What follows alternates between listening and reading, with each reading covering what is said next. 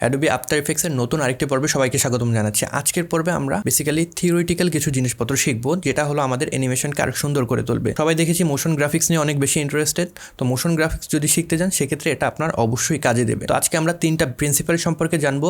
মূলত এগুলো হলো অ্যানিমেশনের প্রিন্সিপাল। এই প্রিন্সিপালগুলো আমাদের অ্যানিমেশনে যখন অ্যাপ্লাই করবো তখন কিন্তু আমাদের কাজটা অটোমেটিক্যালি লেভেল আপ হয়ে যাবে, বাট দেখতে আরেকটু বেশি সুন্দর মনে হবে। মূলত আরো বেশ কয়েকটা প্রিন্সিপাল রয়েছে, টু বি ভেরি প্রিসাইজ মূলত 12টা প্রিন্সিপালের মতন রয়েছে অ্যানিমেশনের। সবগুলো আমরা শিখবো না, এই তিনটা বেসিক অ্যানিমেশনের যে প্রিন্সিপাল সেগুলোই শিখবো, এবং সেগুলোকে আমরা অ্যাপ্লাই করলেই আমাদের যে অ্যানিমেশন রয়েছে সেটা আরেকটু বেশি লেভেল আপ হবে। আর আপনারা যদি আরেকটু বেশি এক্সপ্লোর করতে চান, আরেকটু জানতে চান, সেক্ষেত্রে আমি ডেসক্রিপশনে আপনাদেরকে লিঙ্ক দিয়ে দেবো, সেখানে আপনারা গিয়ে সেটাকে আরো বেশি এক্সপ্লোর করতে পারবেন, বা টোটাল যে 12টা আমাদের প্রিন্সিপাল রয়েছে সেগুলো আপনি শিখে নিতে পারবেন। তো প্রথম যে প্রিন্সিপাল রয়েছে সেটা হলো স্কোয়াশ অ্যান্ড স্ট্রেচ।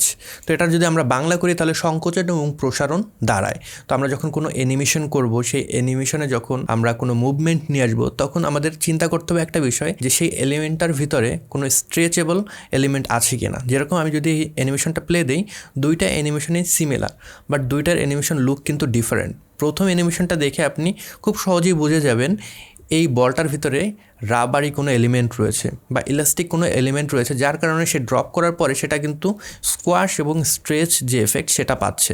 কিংবা আপনি মনে করতে পারেন কোনো বেলুনের ভিতরে আমরা যখন পানি ভরি এবং সেটাকে যখন ড্রপ করি, তখন কিন্তু এরকম একটা এফেক্ট আমাদের চলে আসে। তো স্কোয়াশ এবং স্ট্রেচ যে প্রিন্সিপাল রয়েছে সেটা যদি আমরা অ্যাপ্লাই করি, তাহলে কিন্তু আমাদের অ্যানিমেশনে যে এলিমেন্টগুলো আমরা ব্যবহার করব তার যে রিয়েলিজম সেটা ফুটে উঠবে। তো এইখানে একটা জিনিস আপনার খেয়াল করতে হবে, যখন আপনি জিনিসটা অ্যাপ্লাই করবেন তখন এই যে ভলিউম রয়েছে, টোটাল ভলিউমটা কিন্তু আপনার ফিক্স রাখতে হবে। যেরকম এখানে কিন্তু 100 and 100 রয়েছে আমাদের স্কেল। আমি যখন এই পজিশনে যাচ্ছি তখন দেখেন একটার ভ্যালু আমি 160 করে দিয়েছি এবং আরেকটা স্কেলের ভ্যালু 40 করে দিয়েছি। এতে করে যেটা হয়েছে, আমার ওভারঅল যে ভলিউম রয়েছে বা আয়তন রয়েছে এই সার্কেলটা, সেটা কিন্তু ঠিক রয়েছে। অ্যাগেন আমরা যদি এর পরের কি ফ্রেমে যাই, সেক্ষেত্রে উল্টো করে দিয়েছি, 160 করে দিয়েছে একটা আর একটা 40। আমার ওভারঅল যে ভলিউম সেটা কিন্তু ঠিক আছে। অ্যাগেন আমরা যখন লাস্টের কি ফ্রেমে চলে যাব, তখন কিন্তু দেখবে অ্যাগেন আমি 100 and 100 করে দিয়েছি। আমার যে মূল সার্কেলটা রয়েছে সেটা কিন্তু এখানে পরিলক্ষিত হচ্ছে। তো এইভাবে যখন স্কোয়াশ এন্ড স্ট্রেচ যে প্রিন্সিপাল রয়েছে সেটা যখন আমরা অ্যাপ্লাই করবো, এই জিনিসটাকে আমার মনে রাখতে হবে, আমার ওভারঅল ভলিউম যাতে চেঞ্জ না হয়ে যায়, তাহলে কিন্তু এটা আবার রিয়েলিস্টিক থাকবে না। আমাদের অ্যানিমেশনের মূল লক্ষ্য থাকবে আমাদের যে এলিমেন্টগুলো রয়েছে এটাকে যত বেশি আমরা রিয়েলিস্টিক করে তুলতে পারবো, তত বেশি কিন্তু সেটা দৃষ্টিনন্দন মনে হবে। তো সেই জিনিসটাই কিন্তু এই প্রিন্সিপালের উদ্দেশ্য। সেকেন্ড যে প্রিন্সিপাল রয়েছে সেটা হলো অ্যান্টিসিপেশন। তো অ্যান্টিসিপেশনের যে বাংলা রয়েছে সেটা হলো পূর্বাভাস। আমরা কোনো কাজ করার আগে কিন্তু সেটার একটা পূর্বাভাস থাকে। সাপোজ আপনি বল খেলতে গেলেন মাঠে, ফুটবল, তো সেই বলটা আপনি একটা কিক করবেন, কিক করার আগে আপনি রেডি হচ্ছেন, তারপরে কিছুটা সময় নিয়ে স্ট্রেচ করছেন, দেন আপনি বলটার উপরে ক্লিক করলেন। সাথে সাথেই কিন্তু আপনি কিক করবেন, সাথে সাথে বলটা কিন্তু উড়ে যাবে না। তার আগে আপনার যে প্রসেসগুলো রয়েছে সেগুলো কমপ্লিট হতে হবে, দেন আপনার বলটা চলা শুরু করবে। ঠিক সেভাবেই আমাদের যখন অ্যানিমেশন করব, আমাদের অ্যান্টিসিপেশন বা পূর্বাভাস এই জিনিসটা মনে রাখতে হবে। আমাদের ভিউয়ার যারা রয়েছে অ্যানিমেশনে, তাদেরকে প্রিপেয়ার করতে হবে নেক্সট কি হচ্ছে সেটার জন্য একটা পূর্বাভাস তারা পায়। তাহলে আমাদের যে সিন রয়েছে সেটার ভিতরে তারা কিন্তু আরো বেশি এঙ্গেজ থাকতে পারবে, এবং সেটা কিন্তু তাদের কাছে দেখতে আরো বেশি দৃষ্টিনন্দন মনে হবে। তো এখানে যদি আমি এই অ্যানিমেশনটা প্লে দিই, সিম্পল একটা অ্যানিমেশন, তো এখানে আমাদের যে লেখাটা আছে সেটা একটা রেক্ট্যাঙ্গেল এসে মুছে দিচ্ছে।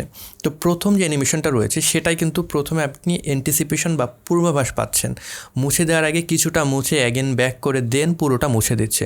বা দ্বিতীয় অ্যানিমেশনটা যদি আপনি খেয়াল করেন, এখানে কিন্তু আপনি কোনো পূর্বাভাস বা অ্যান্টিসিপেশন পাচ্ছেন না, যার কারণে কিন্তু এটা বেশি আপনাদের কাছে নর্মাল মনে হচ্ছে। অত আপনি এটার সাথে এঙ্গেজ করতে পারছেন না, বা এখান থেকে আপনি কোনো পূর্বাভাস পাচ্ছেন না কি হবে নেক্সট, এটার কোনো আপনি অ্যান্টিসিপেশন পাচ্ছেন না। দ্যাটস ওয়াই আমাদের যখন অ্যানিমেশন করবো এই জিনিসটা যদি আমরা অ্যাপ্লাই করি, আমাদের অ্যানিমেশনটা দেখতে আরো একটু বেশি সুন্দর মনে হবে। তো এই সেকেন্ড ইম্পর্টেন্ট যে আমাদের প্রিন্সিপাল সেটা চলে গেল। এবার থার্ড যেটা, সেটা হলো স্টেজিং। এটা খুবই ইম্পর্টেন্ট একটা ফ্যাক্ট। আমরা যখন কোনো অ্যানিমেশন করবো, স্পেশালি আমরা যখন লোগো অ্যানিমেশন করবো, ইন্ট্রো তৈরি করবো, সেক্ষেত্রে আমাদের যে এলিমেন্টগুলো রয়েছে সেগুলো স্টেজিং কিভাবে করবো সেই জিনিসটা মনে রাখতে হবে। স্টেজিং হলো মঞ্চায়ন।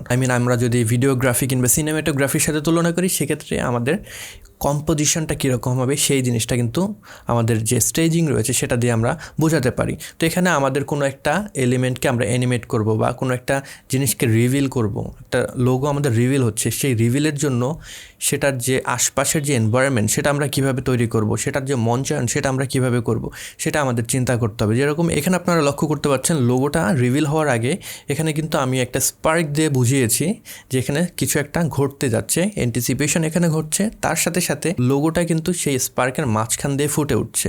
এখানে কিন্তু আমাদের পুরো যে নজর সেটা কিন্তু একদম কেন্দ্রবিন্দু লোগোর উপরে চলে যাচ্ছে। তো এইভাবে আমরা যখন কোনো কিছুতে ফোকাস করতে যাব, কোনো কিছু আমরা দেখাতে যাব, সেক্ষেত্রে আমাদের স্টেজিং এর ব্যাপারটা মনে রাখতে হবে। এমনভাবে আমাদের জিনিসটাকে কম্পোজিশন করতে হবে যাতে করে আমরা যে জিনিসটা দেখাতে চাচ্ছি সেই জিনিসটাই আমাদের যে ভিউয়ার রয়েছে তাদের নজর চলে যায়। তো এই তিনটা ছিল আমাদের একদম খুব বেসিক প্রিন্সিপাল অ্যানিমেশনের। এই তিনটা অ্যানিমেশনের যে প্রিন্সিপাল রয়েছে এগুলো যদি আপনার অ্যানিমেশন আপনি ব্যবহার করেন, আপনার অ্যানিমেশনটা কিছুটা হলেও দেখতে আর একটু বেটার মনে হবে। এছাড়াও বেশ কিছু আমাদের প্রিন্সিপাল আরও রয়েছে, আমি ডেসক্রিপশনে একটা লিঙ্ক দিয়ে দেবো, আপনারা সেই লিঙ্কে গিয়ে সেটাকে আরও বিস্তারিত পড়ে নিতে পারেন। তো এই ছিল আজকের ভিডিও। আশা করি ভিডিওটি আপনাদের ভালো লেগেছে। যদি ভালো লেগে থাকে কিংবা এই ভিডিও থেকে নতুন কিছু যদি শিখে থাকেন, সেক্ষেত্রে ভিডিওটিতে একটি লাইক করতে পারেন, কমেন্ট করতে পারেন এবং এই চ্যানেলে আপনি নতুন হয়ে থাকলে সাবস্ক্রাইব করতে ভুলবেন না। I'll catch you guys on the next one. Until then, goodbye.